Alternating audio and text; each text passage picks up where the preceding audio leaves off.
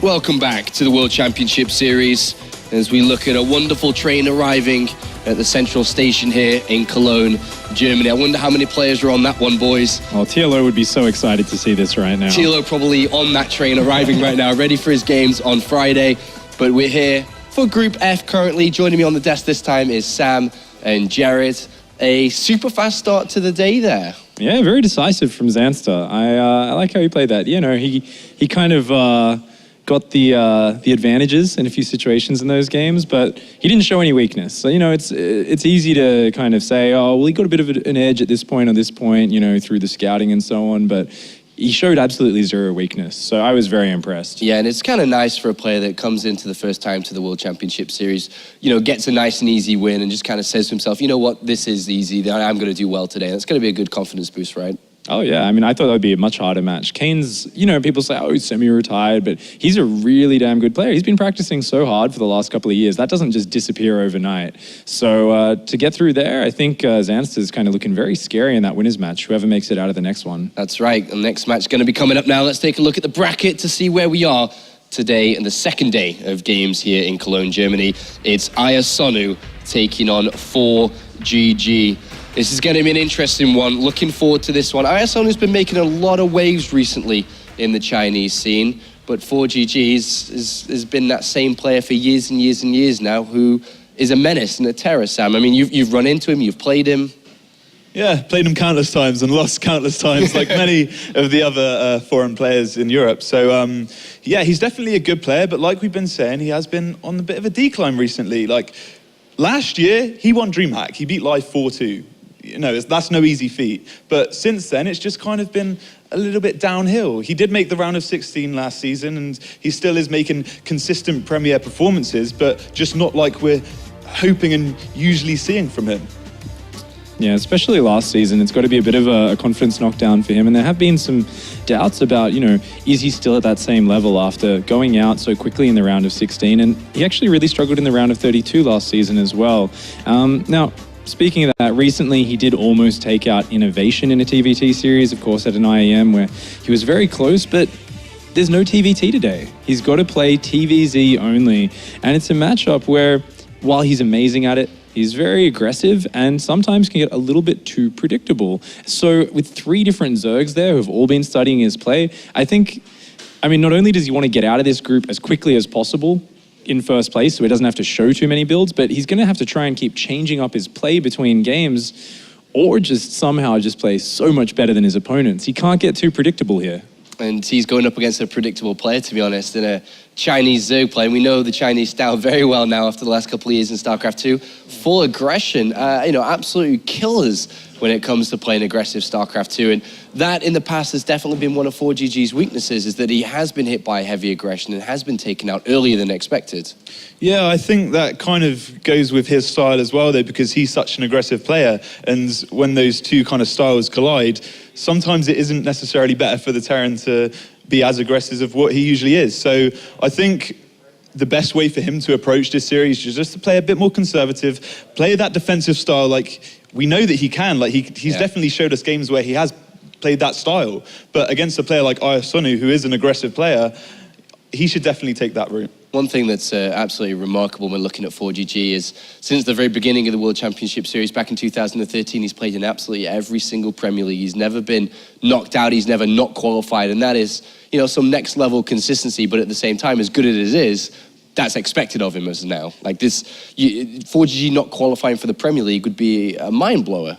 Yeah, I mean, if you look at his story this year as well, with the change up in the WCS system, there was a lot of fans of 4GG saying, you know what, I think this is his BlizzCon year. I think he can do this. And after, you know, season 1, he looked very promising. He lost to Polt by 1 game in the round of 8. You know, Polt ended up winning that season. But then last season, there was that confidence booster. There's been a lot of people saying, oh, you know, that was a big hit to his point standings. I think he's only around 29th now in WCS points. I mean, he's still got that shot, but right now it's also just about showing that he can do it. It's about regaining his pride and just kind of showing that he can be on top again. And I mean, that DreamHack winter performance was great last year, but he wants to be a multiple-time champion. That was his first championship, and in 2015, he hasn't been anywhere near that close. Well, his opponent has won 2 championships, but not the international ones we'd expect to be seen. Aya Sonu has picked up 2 Chinese victories this year and is starting to become the best player in China, slowly but surely.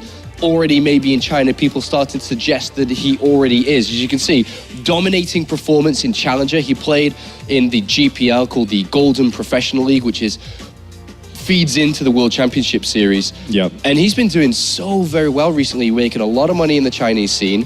He's here on the international spot, and just like every player that feeds into the WCS, has a golden opportunity now to really showcase what he's made of and capable of here today, Sam. Yeah, and like you said, on that win that he did get, he was able to beat XY 3-1, a Terran player who's probably one of the better Terra players in China. So he's definitely got ZVT worth reckoning with. So whether he's going to bring that kind of dominance today, we'll have to wait and see. Well, let's take a look at the maps here, Pig, and you can give us your thoughts on this. It's going to be a best of 3, of course, always in the round of 32. They're going to pop up now just next to you. And the first map, Terraform, Cactus Valley, and Iron Fortress. What's your thoughts? Terraform for 4GG. He loves his mech and his TVZ. I think that's a great map for it. Cactus Valley for Aya Sonu. I think, that makes sense as a Zerg player to some extent, in that it can be a big map. If you get cross-spawn, it's fantastic for Zerg. There's so much space for Terran to get across. And if you're worried about someone making aggressive pushes like 4G, that's going to be great. The final map, though, I think is the most interesting in the bunch. You've got Iron Fortress. And this is that map where, are we going to see a more aggressive style out of 4GG? I mean, we assume he's always going to mix in at least some mech, but I think Iron Fortress is the map where both players can go really aggressive or really greedy, and there's going to be a lot more variance, and that's the one where the real surprise factor lies. If we get to there, that's going to be the case. But let's take a closer look at map number 1, excuse me. So you mentioned that 4GG loves his mech. Why is this such a good mech map? Oh, it's just got so many choke points. You can see the spiral kind of S shape in the middle of the map, and there's so many choke points amongst that. Really, whenever you want to attack anywhere with a big army, you're always going to find yourself moving through a corridor, a tight area. That's where those siege tanks, those planetary fortress wall-offs, all of that just starts to really profit in those areas. The big Zerg armies, they just can't squeeze through them as well. So I think it is a really nice map for mech play. You've also got a lot of corridors around the sides where Hellions can make some nice run-bys happen. Is that what we're expecting then in this series? Or at least a lot today? I mean, there's 3 Zerg players in this group from 4GG. We're just going to be seeing mech all day? I think we definitely are from 4GG. I think, as we can see in the Korean scene as well, a lot of them have been still trying to play bio, but it hasn't been working as well. And 4GG, he's kind of been renowned for playing mech anyway. So the fact that that's kind of the go-to style these days, I think the majority of his games are going to be back. I'd like to see a bit of bio. I'd like to see him throw it in there just so he doesn't get blind countered. But I think the majority of today's games are going to be mech. So if we're going to take that assumption, what's the best way to play against that? I mean, it's really tricky from player to player, but if you're going up against that mech play, there's a lot of things you can do to sort of blindly assume it. You can take that bit of a gamble, go straight into roach-based play from the get-go, and as soon as you kind of confirm it's happening, I mean, you're in a great position to rush up to Hive and Vipers. Not only that, but if you're opening roaches, you're pretty much immune to any sort of hellbat aggression. So it's kind of a 2-for-1. If you can make that assumption, you're comfortable opening up with the roaches, it's a good way to go. Do you feel that 4GG is going to be feeling a bit of pressure, knowing that, very similar to Lilbo in the same way yesterday, is Lilbo, as soon as he lost the game or looked like he was going to lose, he started thinking about the eventual goal, which is to play at the global finals. You think that's something that 4GG thinks about, having not played the last 2 years at the global finals? I think this year it's definitely been in his sights, and I think it always is. 4GG, just from the amount he practices, right? His dedication's always there, his passion's always there, and BlizzCon is every player's dream. And if you've been at so many semi-finals, you've been in a couple of finals, you've taken a championship, like 4GG has, you've got to want it. But at this point, I think his focus is on right here, right now, because he knows it's really getting top 2 or even winning the season. That's the only thing that's going to really definitely cement him in BlizzCon at this point. So right now, he's just got to take it one step at a time. All right, it's time for my favorite part of the show, the predictions. Pig, you have to start first. I'm going to leave Sam to the last. Oh, That's his advantage. That's where he's actually getting all the wins from. You know, I haven't been able to see too many important matches in ZVT from Iasonu lately, but I have faith that he's just got a really good understanding of the game, and I think he will take one map away from 4GG, but I think in the end, 4GG's predominance in mech, his power as a player, he's going to take it 2-1. I'm going to agree with the 4GG winning, but I'm going to say 2-0. Confidence in 4GG. Yeah. Yeah. I guess that's one way to put it. Yeah, I'm feeling confident for him. I think that the way that Mech's kind of going these days and the fact that he's had so much practice with it already, I feel like it's just going to play into his style. All right, thank you very much, gentlemen. It's time to head to the commentary team once again. It's Todd and Kolaris. All right, let's see if 4GG are adopted European son now, basically. He's been here forever. Can look to put a claim on Season 3, where the past couple of Premier seasons haven't looked as strong for him as they should be. People expect him to be of championship caliber. Yeah, he struggled a lot more as of late. In general, last season was really, I think he exemplified that pretty much. Yep. And everybody's kind of waiting to see if he can come back on form with the same kind of shape he used to be in terms of basically being able to put out very good results in tournaments. Usually not quite, championship caliber. He doesn't have like a very long track record of tournament wins. It's just been that one DreamHack that he won, and back in Brood War won an MSL. That's pretty much it. But usually he can go very far in these tournaments, and most of the time, or at least once upon a time, he did every single time. But as of late, not nearly as much. Can he do it, Carlos? Let's see if he can, because it will be game number 1 against his challenger in Iasonu to try and get themselves forwards here in the World Championship Series. As we have Swan down to the bottom right-hand corner, it is our blue Terran representing Millennium. It is 4GG. Looking oh so strong in the end of 2014, but here in 2015 needs to step it up as he goes up against the top left-hand corner here in the red, representing Invictus Gaming. It is Iasonu. The expert panel, the analysis desk, and whatever you want to call it, they kind of touched on how Mech is doing really well these days, and 4GG, is one of the OGs that was using a lot of Mech, and now that he's doing really well, supposedly, he should be a big favorite here to take this group and advance on to the next round. Now, is it what's going to happen? I guess we can only wait and see, because 4GG, like we said, he's shown weakness in the past and a little bit of inconsistency as of late, which is very uncharacteristic of him. 4GG is like, he's supposed to be a little bit of a robot, so to speak. He wakes up every single morning, every day, which, to be honest, for a pro gamer is like unheard of. Usually we wake up in the afternoon and go to sleep late at night. He wakes up in the morning, practices long hours during the day. He has like a proper schedule. He lives, I would say, pretty healthy, like in a pretty healthy way in terms of, eating dinner, lunch and all that. And in the past, that's really been one of the things that I think has helped him be as consistent as he was.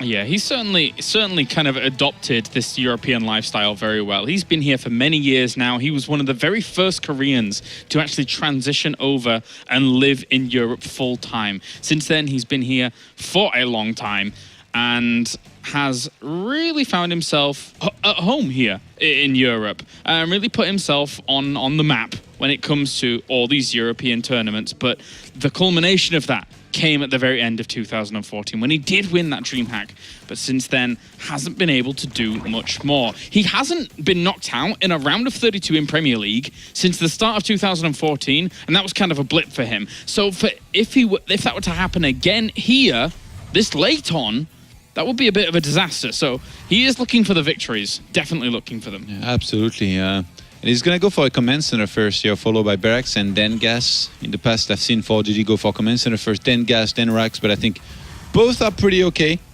His latest series against Zerg in a tournament was during the Intel Extreme Masters Gamescom, and he won 2-1 against Lambo back then. So definitely, I guess he's doing okay to some extent in the matchup. But now he's up against an opponent I don't think he's going to have too much information on in Iasonu. Because it's very hard to actually find those VODs, from the Chinese scene or even their qualifiers or even challenger games.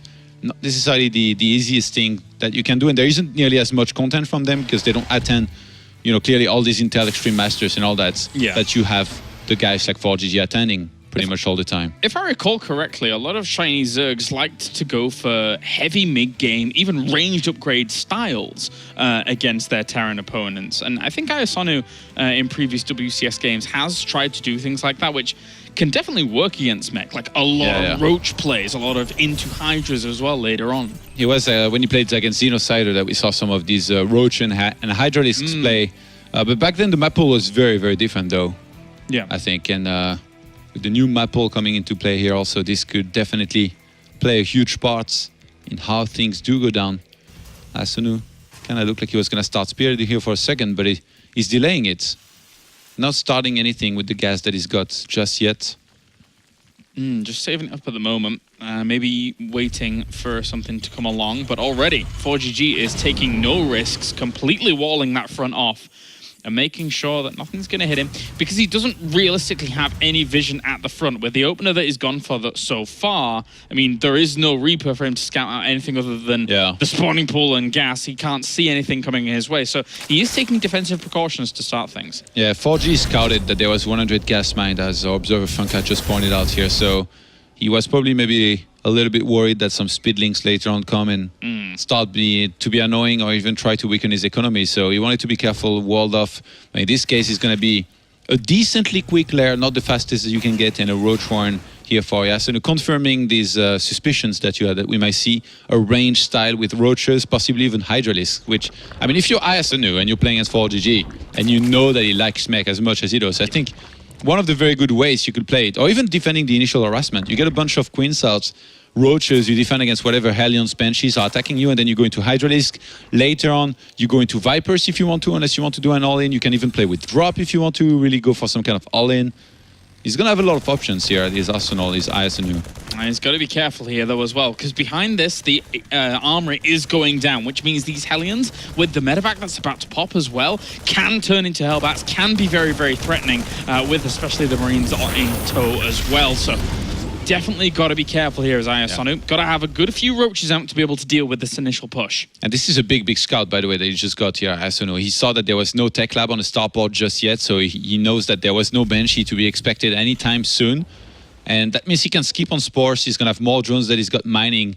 And with the amount of Roaches that he's got here right now, like you said, should be fairly easy to defend in the first place, these Hellbats. Already, though, they're going to work on the third base. Usually, you would see 4GG trying to go for even run-bys or dropping things in. Why is he fighting so early? Yeah, this is a little bit scary for him. He's lost one Roach down towards the bottom. He may lose more here. You got to remember as well, the Hellbats, despite being mechanical units, can be healed by this medevac. So he will try and keep them alive here for a little bit. And you know what this is achieving? You know what this is achieving here by 4GG? It feels like Asonu is completely forgot about the possibility of a Banshee behind this, because even though he had scouted a starport without a tech lab, it lifted up immediately after his Overlord died.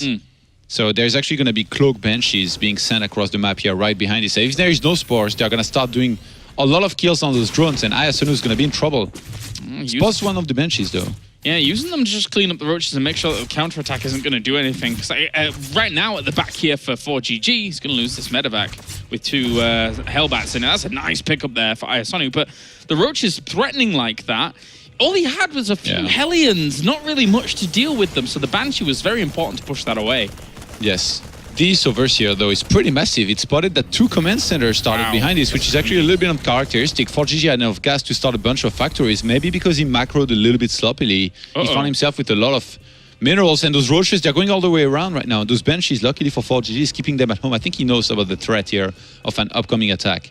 There's a lot of Roaches, ever so aggressive here, the Chinese players. We saw Shani yesterday trying to go for the aggression. Ayasonu is going to follow on suit. Well, that Supply Depot is going to fall down very, very fast. And then the Roaches are going to get focused on down here, as Ayasonu behind this really doesn't have that many workers. 44, he's put a lot of eggs into this basket at the moment. He's going to do a lot of damage, I think, with these Roaches here, potentially. Even though there's Banshees to defend, they're going to take forever to finally kill these Roaches. And he needs to land the Vikings as well. He knows that this is a very, very scary position to be in. Oh, the depot was raised for the SCVs to go into the main. Yeah, they get in. The Roaches get in before he can actually do anything about it. Splits the Roaches off as well. He's killed 25 workers. And The Thor pops out. He needs to keep that Thor alive. He needs to be able to somehow repair it, but the Roaches are going to kill it off. And all these SCVs are laid to waste. 4GG plummets in supply. He drops himself mules, but he's hardly got any workers left. Yeah, he's lost 42 SCVs already. Going to be losing even more. Those Roaches seemingly just don't die. They want to kill all of the SCVs out on the map. 4G's got this covered, man. 4 command center with 3 orbitals, all of them already. He's going to have more income in a moment. Now, of course, I'm kidding, but like he took a lot of damage. And I think Asunu from this position he's going to be in a fantastic position. A very greedy play here from 4GG to go for a quadra command center almost after not being able to do a huge amount with his initial push. Yeah. And only the Banshees to try and stave off that assault wasn't enough, nowhere near. 50 SCVs, the magic number, man. 50 SCVs were just killed right before you eyes, ladies and gentlemen. Then behind this, mutas are being made. 4GG is completely broke.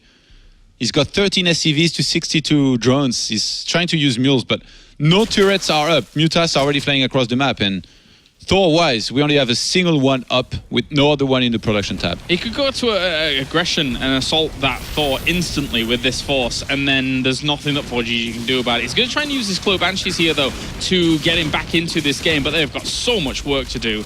I'm going to have to kill off almost every single drone on the other side to make him get him back into this game. He looked really bad this game, to be honest. It looks almost as if he thought that Ayasunu was like one of those guys that loves to drone and play defensive, when it's really not the case. Everybody supposedly knows it. He treated him as like a regular Zerg. Ayasunu is somebody that loves to play aggressive and that was getting a lot of Roaches the whole time for an attack. 4G didn't scout much, didn't see it coming, and in the end, even though it kind of seemed a minimum prepared with the Banshees back at home, it just didn't have nearly enough. That double command center added on later on, I really don't understand that choice, rather than just getting more factories. He's paid a huge price, a massive price here to try and play this kind of greedy style, and if he fights his way back in, then I will take my hat off and eat it, because this is a very, very difficult position to recover from here. A huck moment. Yeah, I'm sorry. It had to happen. But 4GG is in disaster town. How is he supposed to mount a recovery from here? Infestation pits on the way for Ayasunu. He is going to take over the whole map, whilst 4GG is scrambling to set up his economy. You know, they say time is money, and 4GG is all out of time here right now. Yeah, and might be all out of money. No, he doesn't really have much to his name at all. He's got just a few minerals trickling in here and there, with only 26 workers against 66. Look at this changeling. Get out. Fearless in the face of death. And he's just going to walk on in and try and focus down these Thors, kill those off. Another Thor actually gets a really good volley up there. He's going to kill up a lot of these Mutalisks. But Ayasunu, with these Roaches, they are not going to be contested. They are going to be able to move on in, kill this last remaining Thor with the army supply of 70 against 8. And there you go. GG, Ayasunu forces a fantasy GG timing out of 4GG. And that is game 1 going over to our Chinese man. Very well done. Well done. 4GG though. Really disappointing, I have to say. A game like this, where he goes for double additional command center, is something you don't really see after the initial command center first from someone. You know, adding on at least 1 more command center, I think he's okay. But 2, not sure what happened there. Not sure if he had planned this or if maybe his macro got a little bit sloppy. And maybe because he had already killed an Overlord, he thought there was not going to be a follow-up scout. In which case, if the Zerg doesn't know, usually you don't necessarily always want to play super aggressive against this. But remember, this is a Zerg with a very aggressive image that 4G was playing against here. And actually, Ayasunu scouted very quickly that double additional command center starting with the Overseer. And that's probably when he must have smiled and been like, well, I'm about to kind of kill you, bro. No, sorry, not much you can do. Well, that does it. Game number 1 in the history books. Ayasunu takes the first one. We'll be right back with a short commercial break. And then when we are, it will be 4GG versus Ayasunu, game at number 2.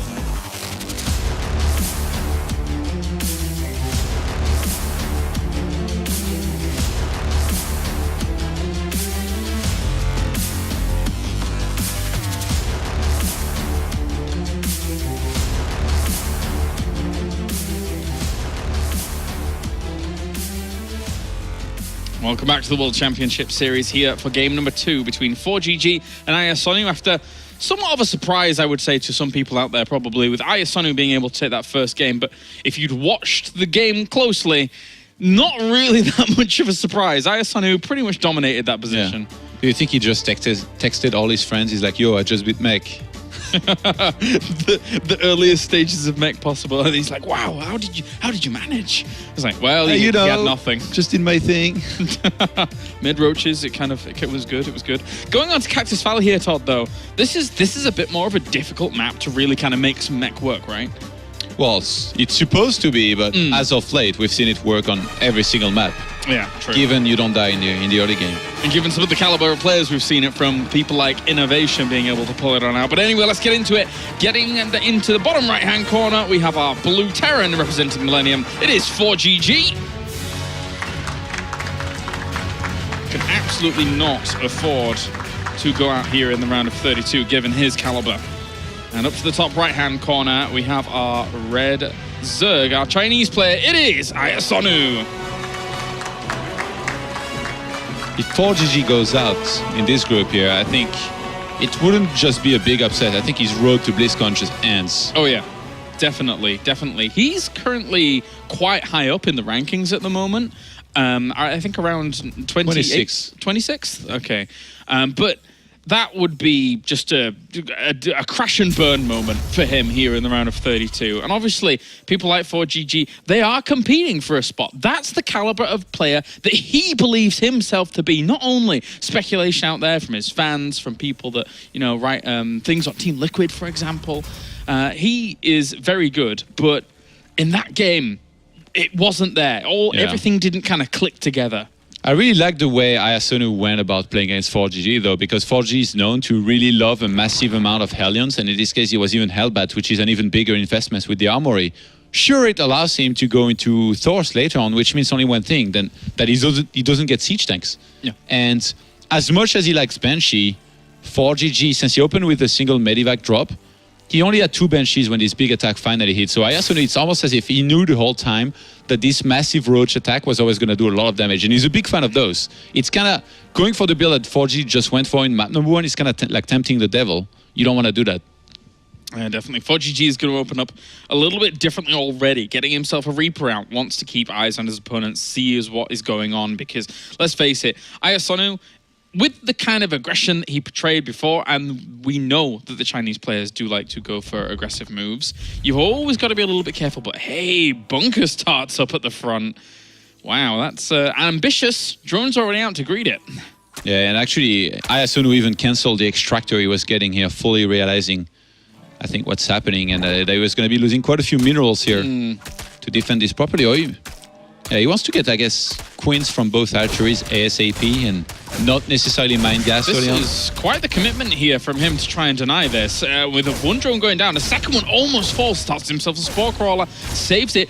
Usually you don't see that many drones dying off, if at all, against a Reaper, but one already going down, a second one's going to fall. Yeah, that bunker is about to finish here. It's going to finish in 1 second. Ooh. Does finish. Oh, SCV does die, though, so he can't really repair this at all. It will just be a safe haven for this Reaper for a little bit whilst he bounces back and forth against the Zerglings. So 3 kills already. This has done quite a bit now. 4GG started his own command center. He's 3 SCVs ahead.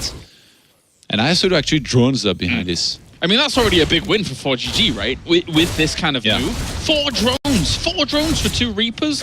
Usually unheard of in the current metagame. Ayasonu is definitely struggling. That bunker seemingly will remain around the area here. Actually sends in the Zerglings. Whoa! Try and take it out, but 4G is just going to be happy to salvage the bunker, I think. Yeah, let's start that now, though. Otherwise, it would die, and he won't be able to get the money back for it. Very, very close there. Microing back this Reaper once again. 4GG really turning on the taps here in game number 2. He will be able to kill off a Queen and even more Zerglings. This has been fantastically cost-effective. Yeah. In France, when you purchase something, we have that thing where it's like you're either satisfied or you're reimbursed. But with bunkers, you're satisfied and reimbursed. It's a win-win situation in France. Wow. I didn't even realize that was the way, but There you go. These Reapers are going to come back in again and needs to bring that one back. Make sure it doesn't get focused down. Just pull it to the back. Allow the other ones to tank here against the Queen. They are trapped in a corner now, though. Whoa, what the hell was that? 4G was doing so great. Then he goes in a corner of the map, loses one Reaper, almost losing another one here. But Ayasonu has had to make so many Zerglings. He's down to 19 drones to 23 SCVs and now restarts a whole bunch of drones. But it feels like he's just so far behind compared to where he would usually be here. And a starport's already about to finish with the tech lab already been made from the barracks. So 4G in a fantastic position. Exactly. This is the 4GG we expect, much more so, as he just goes to a norm here with the Reapers and does huge work with it. Just the bunker alone, a little stroke of genius there to make sure that he can get as much out of those Reapers as possible. Yeah, 4GG from there is just going to be amassing Hellions. And he's going to be in his comfort zone, I think. Like, considering how far behind Ayasonu is, like, he's got a lot of links. I guess getting speed gives him a chance to go for something like a surround on his units, but... I mean, with the armory going down here, Todd, doesn't this just allow 4GG to go for a very similar timing to last game, but this time Ayasonu is slightly worse off where he was before? Slightly worse off. Is one way to put it.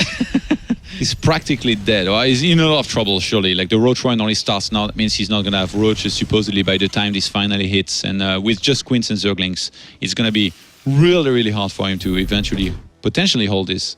These Hellions are on the way, and they have not been spotted here by the Overlord. This one will spot them down to the bottom here, but at the same time, where are the Zerglings? Where are the units? Where's a wall? This could be a lot of damage about to hit as we go into the first person here of 4GG, who is going to orchestrate this attack as quickly as possible, really not giving Ayasonu any room to breathe at the moment. The Lings are going to try and wrap around from the back here, but they're going to get fried up instantaneously. The Banshee is kept with this force. He slightly moves it away from the Spore Crawler to make sure that's not going to die off while the Hellbats do the work. In the mineral line, that's a lot of drones getting clumped up. He really wants them to line up, and he gets a lot here, does 4GG. That is big damage already being done here early in this game. Great moves by 4GG. 17 workers went down. That's ridiculous. A fast and furious day of StarCraft, guys. This is what we're witnessing here, because... There you go. GG. Game number 2 goes to 4GG. Apparently, every single person here in the group is in a bit of a rush. And that will be 1-1 at the moment here in this series. I like the first person, like, as he was about to burn everything. I loved it. That was fantastic. Perfect moment. It's like, see with the eyes of the Terran how, like, Hellions kill drones that try to surround them with, like, the same attack move that Protosses go for. Very strong stuff there from 4GG. Just all of those steps. I say all of those steps. There really wasn't that many. Just the initial the Reaper poke, and then being able to follow it up with a very similar and strong attack there. With even the Banshee in tow, really adds on a lot of damage. Yeah. Do you think 4G texted his friend, "Hey, I just won with Mech"? We'll keep going back to it. That's funny, man. It's time to see a real game, Carlisle. Yes, okay? I think everybody agrees on that. It's time to see a longer game. A bit of a mix of everything here. Tanks, Hellbats, Banshees, Vikings, Thors, and on the other side, potentially a Roach, Hydra, Viper, maybe some Mutas. Yeah. Our next map... It's been all about the early game. Our next map is going to be Iron Fortress here between these two players. So a map that we have once again seen Mech on, and we've seen different varying ways of being able to deal with it. Obviously, it's a very open map here, Todd, on Iron Fortress. So there is potential that if it does go into later stages of the game, Sonic can give 4GG the good old runaround and try and poke and prod at his bases himself. Yeah, the thing is, it feels like Mech, if it's done properly right now, it's extremely hard, almost impossible for Zerg to really deal well with it, unless you know exactly like which variant of it is being done and executed, and then you can kind of counter in your own way. But it's been pretty tough for Zerg, seemingly, in most tournaments. Well, let's get into it. Game number 3 here, as we do have spawn down to the bottom right-hand corner. It is our blue Terran representing Team Millennium. It is 4GG. Bringing it back there with the kind of game that we expect to see here from our 4GG. And then up to the top left-hand corner, we have our red Zerg representing Invictus Gaming. It is Ayasonu. and all the way from China. We have all of our Chinese participants here this time in Cologne, and it's lovely to have them here. You know, earlier today, this morning, GSL Codes took place, and Gumiho, who's definitely another one of those mech wizards, you know, kind of like 4GG against Zerg, maybe even more so in Gumiho's case, defeated Su 2-0 and then Rogue 2-0. So that's a result. Yeah, that he made mech look unbeatable at this point. We'll see if 4GG in the later stages can do the same kind of thing. This is an 11 barracks with an 11 gas as well back at home, so Quicker Reaper. very early. Just to get that scout on the 4-players map, can't really blame him to try and get the info as early as possible. Yeah. Maybe also hoping that Asunu would try something foolish, like an early pull, hoping that there'll be a command center first, in which case it'd be in a lot of trouble. Luckily for him, it's going to be a hatch here on 15. Yep, should be okay. Should be okay. Thankfully for Ayasonu, he got cross positions here on a map like Iron Fortress. Now, if you do get close positions, it can be a little harder for the Zerg because they are so close by air, and then it comes to the point of, well, where do you realistically take your third? You try and expand away from the Terran. But in these positions, it does make it a little bit easier for Ayasonu, right? Yeah, I guess against any kind of attacks, especially early on, like he's gonna have a few extra seconds. Yeah. To get some of his own stuff out to try and defend properly against whatever is being thrown at him. But in the end, it's not that much more that you could really like compare it to, like, you know, the old times where, like, you know, it was Tal'Darim cross map. That was like a real struggle. And in this case, 4GG gets an SCV scout here, and he already knows from checking the top right hand side and spotting the overload that his opponent Asunu is on the top left-hand side, so he's going to head straight there. And this Reaper, if he's the same one from the previous game that got the 4 kills, his words of the Grim Reaper have arrived. Yeah, I thought be very obvious. He spotted the overload, I thought, on the top right 4GG, so I thought he'd know that. Okay. It was hidden. Oh, it was hidden. A cheeky next guy. to that lantern. Yeah, of course. Over a light, he was hidden. Third Reaper, and actually I was wondering why 4GG was still mining so much gas, but I guess he not only wanted to get a third Reaper, but a quick factory as well behind this here. So, gonna be able to apply a lot of pressure here with this. Ayasunu, though, he's still going for a speed at a decent speed. Oh, that was terribly phrased. I was trying to get away from it. That's fine, you can do it. He's trying to get speed out pretty quickly, and as soon as it hits, it's gonna be much easier to defend here against this kind of play. Nope, already going to work on these drones. We'll save it with an extractor. Next one have to be saved maybe with another extractor, but second Reaper's going to come on in here. Not afraid of taking damage from the Queens initially to try and juke and jive, because there isn't creep spread between those two locations at the moment. Those Queens are going to have a much harder time of slowly walking off creep towards each base. Slowly is the word. They've really struggled in getting in position here to try and defend this properly. 4G gets south of there. I always imagine they're sneaking off creep, just kind of slowly sneaking up on their prey, but realistically it doesn't really help them out too much. He's going to get a drone. Another one's going to go down. He is tearing these apart with these. I can't believe how many he's getting. Ayasunu didn't recognize the timing on the Reaper here, and I don't think he had foreseen 3 Reapers being made. The thing is, speed's closing in here. For Ayasunu, there is a chance he finally shuts this down and kills his Reapers, but they've already done so much damage.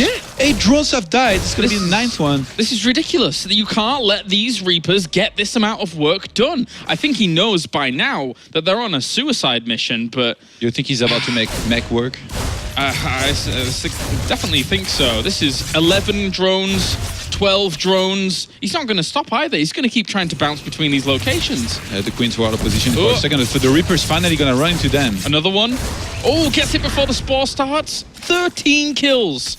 The Grim Reaper definitely has arrived, taking all of these guys. I knew you were going to say something like this. Thank you, buddy. I know you so well.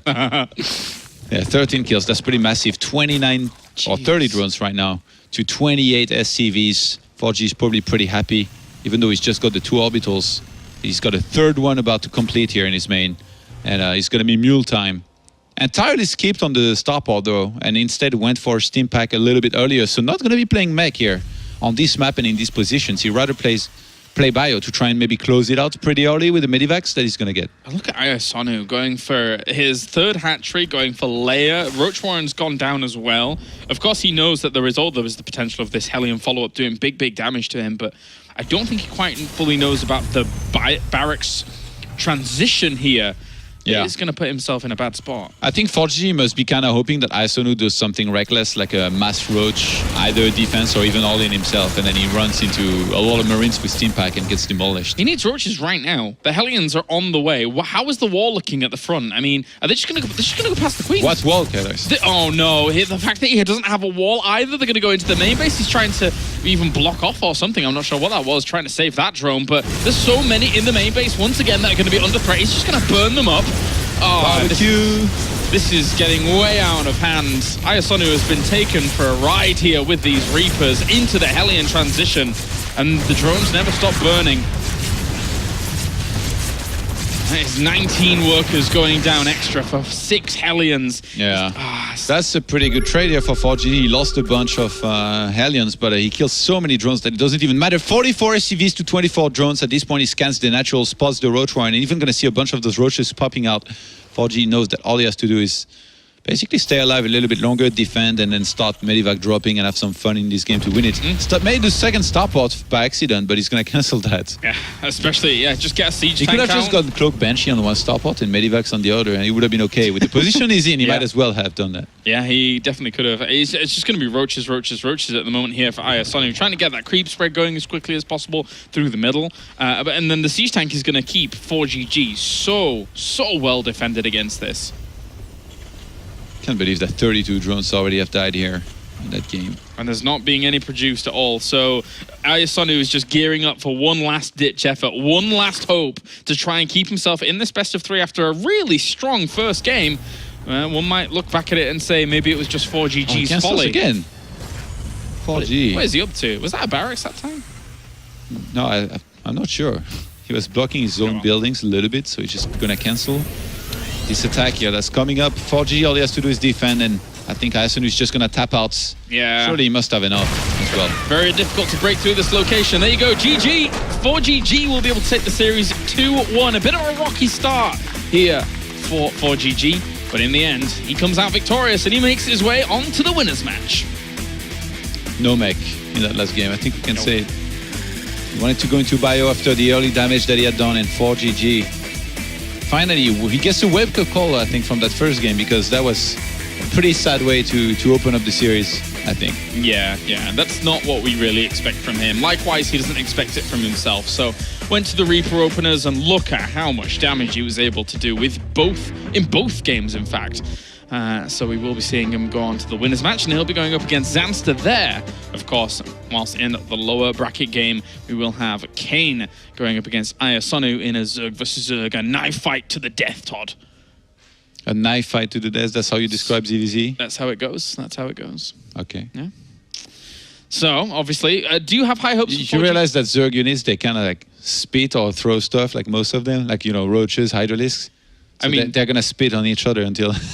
yeah, I guess so. Until one of them dies. Mine was even a slightly more pleasant version of this. But regardless, we'll head over to the analysis desk with Sean and the fellows. Thank you very much, Claris. Joined here by 4GG and, of course, Jared. You picked up a victory today. Congratulations on that victory. You lost the first map there. What were your thoughts when you lost the first map? What was going through your mind? I think... when I first met, I think my opponent just focused my mech build. So basically I didn't do anything. I just so many roach I can't defend. After that game, something changed. And Reapers, right? That's where the change came in. I mean, you did some great damage. Were you always planning to go for the bunker rush on Cactus Valley, the bunker pressure? Yes, this many Juggle player confused like 2 barracks bunker rush or Reaper bunker rush, and this time he think I think 2 barracks and many drone coming. He already can't win. Yeah, he lost so many drones there, cancelled the gas in the main base. So, I mean, that was just a beautiful win. Your Hellbat timing was very nice. In the final game, Iron Fortress. Now, we were actually talking, because it's a big map, we were thinking, are you going to play mech there? Are you going to play bio? Was it because you were cross map, or were you always planning to go bio on Iron Fortress? No, basically today I have 3 Zerg. I don't choose any build. I just play just a mind game. Yeah. And after first 2 game, I think my opponent think about only mech, so I just play bio. So is today a difficult group for you? Is it hard, today's group? No. No, not at all? But it's a little bit annoying because 3 Zerg. Yeah, 3 Zerg. I mean, that's the good thing and bad thing, because you can practice just for Zerg, but also you start to run out of builds and strategies and they adapt. Is that how it is? Yeah, very easy to practice, but I don't know what I to do. Okay, let's talk a little bit bigger than today's group here for GG. Let's talk season finals. I'm imagining you'd like to go to Poland to play there. And the global finals. Are you aiming to try and get to BlizzCon? I'm always trying, so of course this time I will try to my best. Because 2013 you were ranked 24, I think, or 23. 2014, pretty much the same rank again. And right now you're 29, again, very close to where you were the last 2 years. What is going to make you get to the global finals? Is it just performing well here, or must you travel like you did last year too to DreamHacks and other tournaments? I don't understand. So do you feel that you must perform in the World Championship Series? You must win top 2 this season? Yes, I hope. But I really don't like this season map pool. Really, I think it's really hard to against Zerg. But this time I have 3 Zerg. I practice around now. I know how to do. So yeah, I think so. Well, one final question then before we cut this off. People, fans, community members have said that you aren't performing as well as you have been earlier this year. Do you agree or disagree? Because if you look at your results, you've played some difficult opponents over the last couple of months in tournaments. Innovation, I think Hart you met at DreamHack, if I'm not mistaken. Where do you assess yourself? Are you in good shape? Are you doing okay? I think I play not really good. That's why I'm ranked around 24. So I think I have to be really a lot of practice this time. If I go to Poland, and then maybe can go BlizzCon. Okay, thank you very much, 4GG, and best of luck in your next match. 4GG will be playing in the winners match just around the corner. We're going to go to a quick break, and when we return from that, it's time for the lower bracket game. One of these players must go home. It's going to be Kane versus Ayasonu in a fast and furious Zerg versus Zerg.